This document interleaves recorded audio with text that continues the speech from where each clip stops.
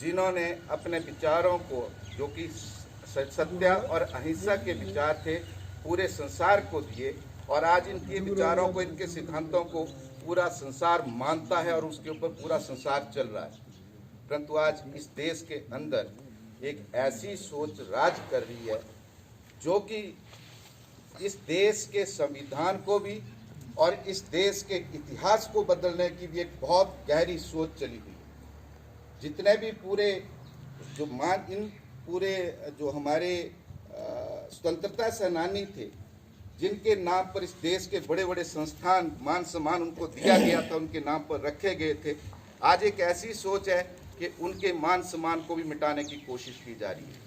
नथुराम के गोडसे जैसे हत्यारे ने इनको गोलियों से भून दिया था, आज एक सोच उस नथुराम गोडसे को भी महान वीर साबित करने में लगी हुई है। ऐसे जो हमारे देश के क्रांतिकारी थे, जब वो जेलों में थे, तो आज एक ऐसी सोच, जिन लोगों ने उन क्रांतिकारियों के विरुद्ध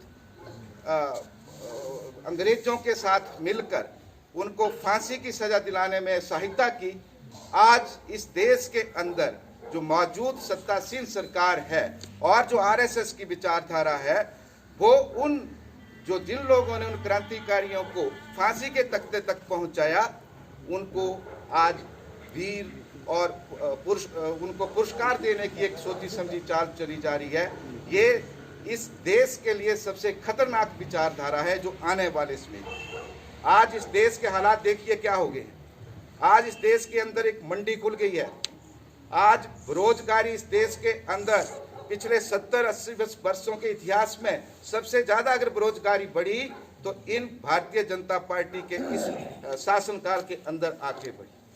महंगाई के रिकॉर्ड टूट गए और वो रिकॉर्ड भी पिछले पूरे हिंदुस्तान के इतिहास में आज इस देश के अंदर सबसे ज्यादा महंगाई हो गई है गलत नीतियों के कारण। आज इस देश में ये नहीं लगता कि प्रधानमंत्री राज कर रहा है। आज इस देश में एक लगता है कंपनी का सीईओ प्रधान जो है वो बैठा हुआ है।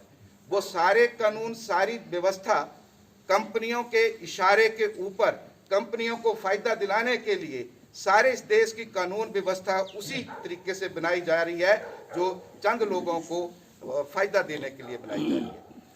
आज झूठे प्रलोभन, झूठे वायदे करके देश को बरगलाया जा रहा है। ये बहुत सोचने का विषय है। कोई भी वर्ग इस सरकार के इस शासन काल में अपने आप को सुरक्षित नहीं मानता। इन्होंने नारा दिया बेटी पढ़ाओ बेटी बचाओ और उसके ऊपर करोड़ों रुपए का बजट जो था वो इस सरकार ने पब्लिसिटी के लिए लगा दिया। परंतु धरातल पे बताइए आज हमारी बेटियां कहाँ सुरक्षित हैं, हमारी माताएं महिलाएं कहाँ सुरक्षित हैं। इन्होंने 56 इंच का सीना दिखाया कि हम 56 इंच हम आएंगे, 56 इंच का सीना लाएंगे, अगर एक मरेगा तो हम 10 मार कर लाएंगे। हमारे यहाँ पर कैप्टन साहब बैठे हुए हैं और हम सारे किसी ना किसी रूप से फौजियों से जुड़े हुए हैं। कईयों के बच्चे फौजियों में, कईयों के रिश्तेदार फौजियों में। सबसे ज्यादा अगर शहादत हुई है तो इस शासनकाल के अंदर सबसे ज्यादा शहादत बॉर्डर के ऊपर हुई है। और ये नाकामी अगर किसी की है तो हमारी इस मौजूदा सरकार की है, जो भारतीय जनता पार्टी की सरकार बैठी है। आज संस्थान बिक गए, आज हवाई जहाज बिक गए, रेलवे बिक रही है, बड़े बड़े सरकारी संस्थान सब बिकने पर आगे हैं।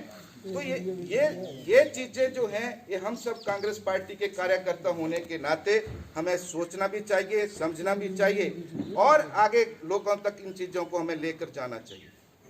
आज 2 वक्त की रोजी रोटी आम आदमी को करना मुश्किल हो गया है।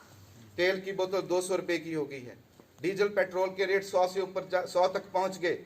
अगर डीजल के ऊपर से जीएसटी कम किया, जब भी हिमाचल प्रदेश में लोगों ने कान खींचे और 4 की सीटें कांग्रेस पार्टी ने जीती, तो इनके कान खड़े हुए और इन्होंने जीएसटी अगर पेट्रोल और डीजल से घटाया तो कपड़े, प्लास्टिक और दूसरी अन्य चीजों के ऊपर जीएसटी लगा दिया गया। जो हम लोग आम व्यक्ति कपड़ा तो सब पहनेगा, प्लास्टिक के जूते सब खरीदेंगे, रबर्स के मटेरियल सब खरीदेंगे, इनके ऊपर जीएसटी बढ़ाकर उनको और महंगा कर दिया गया। तो ये दिखावे वाली सरकार है, ये सरकार झूठ बोलने वाली सरकार है, ये सरकार इतिहास को मिटाने में लगी हुई है।